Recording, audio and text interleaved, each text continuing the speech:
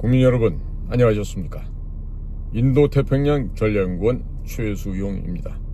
오늘도 제가 준비한 인도태평양 전략연구원 유튜브 채널과 공작간TV 그레이트게임 유튜브 채널을 애청해 주셔서 감사를 드립니다. 제목 옆을 보시면 더보기가 있습니다. 그 더보기를 눌러보시면 더 볼 수 있는 내용들이 더 나타나게 됩니다. 참고들 하셔서 필요하신 부분들은 잘 적극적으로 활용해 보시기를 바랍니다. 자, 최근에 미국에서는 트럼프 대통령이 이제 복귀를 했죠. 자, 그리고 나서 미중 간에 이제 외교 전쟁이 지금 벌어지고 있습니다. 자, 그런데 중국이 8번을 싸운데 8번 모두 완패를 당했습니다. 즉 8전 8패 초라한 성적을 현재 거두고 있습니다. 이런 내용에 대해서 오늘 좀 말씀을 전해 올리려고 합니다. 도널드 J. 트럼프 대통령의 백악관 복귀 1개월여 국제 정세의 격변 속에서 트럼프의 최종 목표는 중국에 집중되어 있다는 점이 여실히 나타나고 있습니다. 이런 가운데 최근까지 확인된 미중 외교전에서 중국이 8전 8패한 현황을 살펴보고 상세히 말씀을 전해드리고자 합니다. 첫 번째입니다. 미국의 파나마 운하 운항권 회복 및 파나마의 1대1로에서의 철수입니다. 트럼프 대통령 취임 첫 조치가 대서양과 태평양을 연결하는 파나마 운하를 장악하는 것이었습니다. 3월 4일 트럼프의 절친인 월스트리트 펀드 관리회사인 블랙락의 펀커가 228억 달러의 파나마 운하의 양쪽 두 항구를 포함한 23개국 45개 항구의 199개 부두를 운영하는 복합기업이 있습니다. 이 복합기업의 이름이 바로 청콩 허치슨사입니다. 길장자의 화평할 화자 쓰는 장화 CK라는 회사인데 이 회사를 매입하기로 합의한 것이었습니다. 그동안 미국은 국무장관 마르코 루비오가 취임한 후 첫 번째로 2월 2일 파나마를 방문하였고 파나마가 중국의 1대1로를 퇴출하기로 이미 합의한 바가 있었습니다. 두 번째입니다. 러우전 러시아 우크라이나 전쟁 종전 협의에 중국이 배제된 것입니다. 2차 세계대전 이후 유럽에서 터진 최대 규모의 러우 전쟁으로 우크라이나와 러시아 피해가 막중하였지만 중국이 최대 수혜국으로 부상을 하였습니다. 트럼프는 어렵사리 두 전쟁 당사국을 상대로 하여 정전 협상에 중국을 제외한 미국, 러시아, 우크라이나, EU 등을 참석시켜 대국 외교를 자처하던 중국이 아주 난처한 처지가 되게끔 만들었습니다. 역시 전쟁 휴전을 위한 협상에서도 철저하게 중국을 배제시키고 왕따를 시킴으로써 미국과 러시아 간에 그리고 EU 간에 원만한 매듭을 짓기 위해서 지금 순항 중에 있다고 하겠습니다. 세 번째입니다. 하마스에 대한 압력을 가중하여 중국의 대하마스 지원을 무용지물화하였다는 점입니다. 트럼프가 이스라엘을 지원하면서 하마스에 대한 압력을 가중시키기 위하여 취임 최초로 이스라엘 네타냐후 총리를 접견한 이후 2월 16일 중형 미제 MK-84 항공폭탄이 이미 이스라엘에 도착하였습니다. 이어서 3월 5일에 하마스의 즉각 모든 인질 석방과 함께 살해한 인질 시신을 반환하지 않으면 끝장을 내버리겠다고 최후 통첩을 발하기도 하였습니다. 2023년 10월 촉발된 하마스의 이스라엘 전쟁에 있어서 중국이 하마스를 지지했던 것은 미국이 이스라엘의 최대 지지국이라는 이유 때문이었습니다.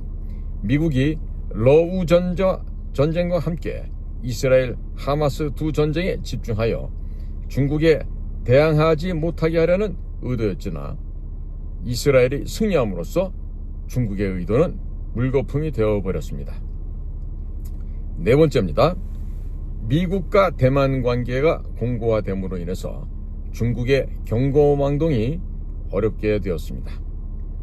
3월 3일 대만 TSMC 측이 백악관에서 미국에 1,000억 달러를 투자하여 3곳의 반도체 칩 공장과 2곳의 선진화된 포장 공장 및 1개의 연구소를 설립하겠다고 구체적으로 밝혔습니다. 바이든 정부 때의 650억 달러 투자와 함께 총 1,650억 달러를 투자하여 미국 역사상 최대 규모의 단일 항목 외국 투자 기록을 수립하였습니다.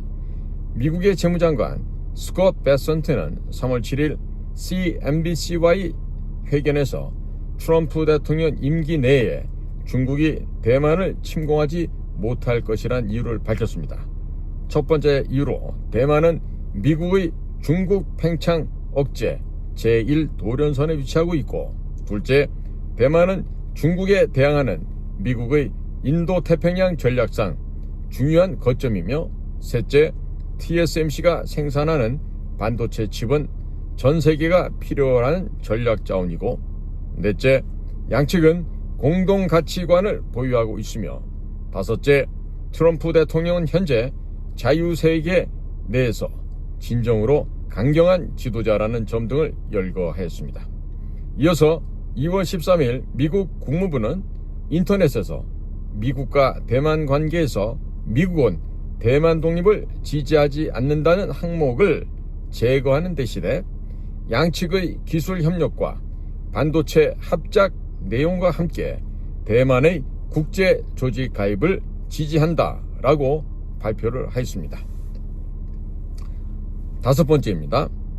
중국의 대일본 유화 자세에 대해서 일본은 미국 우위 외교 자세를 견지하였습니다. 미중 관계 악화에 따라 중국이 일본에 대해 비자 면제와 일본 해산물 수입 재개 및 조대 부근의 부표 철거 등 유화 자세를 취하고 있습니다. 중국 외교부장 왕이가 2월 7일에서 2월 14일 하얼빈 동계올림픽 개막식에서 일본 총리 참석을 요청하였지만 일본 총리는 워싱턴을 방문하여 양국 정상회담에서 자유개방된 아시아 태평양 지역 수호 의지를 밝히고 미일 관계의 황금시대를 추진하자라고 천명함과 동시에 일본의 대미 직접 투자액을 1조 달러로 격상하겠다고 발표하였습니다. 대만 해협 문제는 어떠한 무력과 위협적인 수단으로 현상을 파괴하려는 시도를 반대한다는 성명까지 발표해버린 상태가 됩니다. 여섯 번째입니다. 미국의 중국 코로나, 즉 우한에서 발생했던 것이죠. 우한 코로나입니다. 이 중국 코로나에 대한 책임 추궁 및 첫 번째 타격을 가하게 됩니다.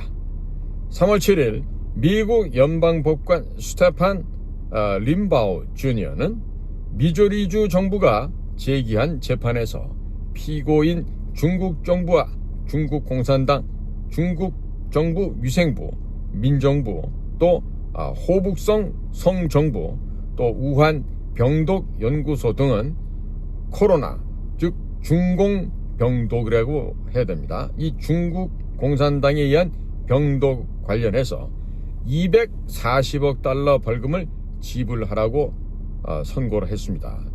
미조리주 주 정부는 미조리주 내의 중국 농지를 포함한 중국 자산을 동결할 것이라고 판결하여 향후 기타 주 그리고 제3국의 대중국 소송에 법물이 터질 것으로 예상되고 있습니다.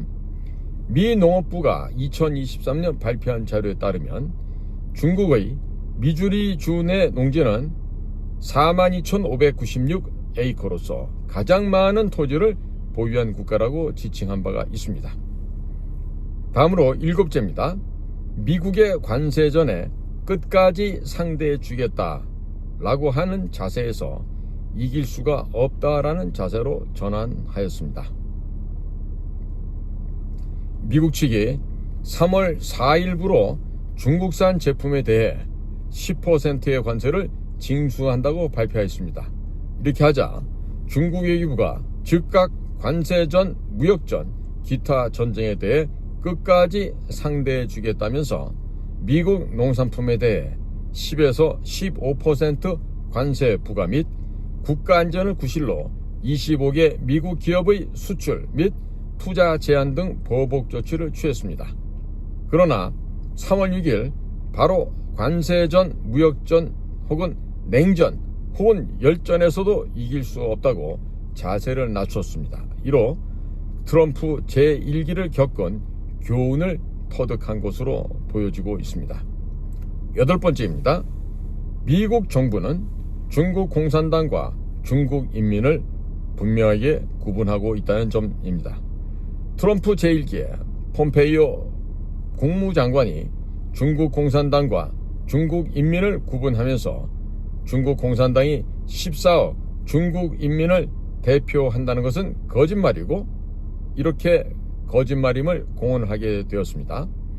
그 당시 인민일보는 즉각 3만 자에 달하는 장문을 통하여 공산당은 중국 인민과 고기와 물 관계처럼 친밀하고 혈연 관계처럼 밀접하다고 강조를 했었고 시진핑까지 나서서 공산당과 중국 인민을 분열시키는 어떠한 시도에도 대응하지 않을 것이라고 강조한 바가 있었습니다.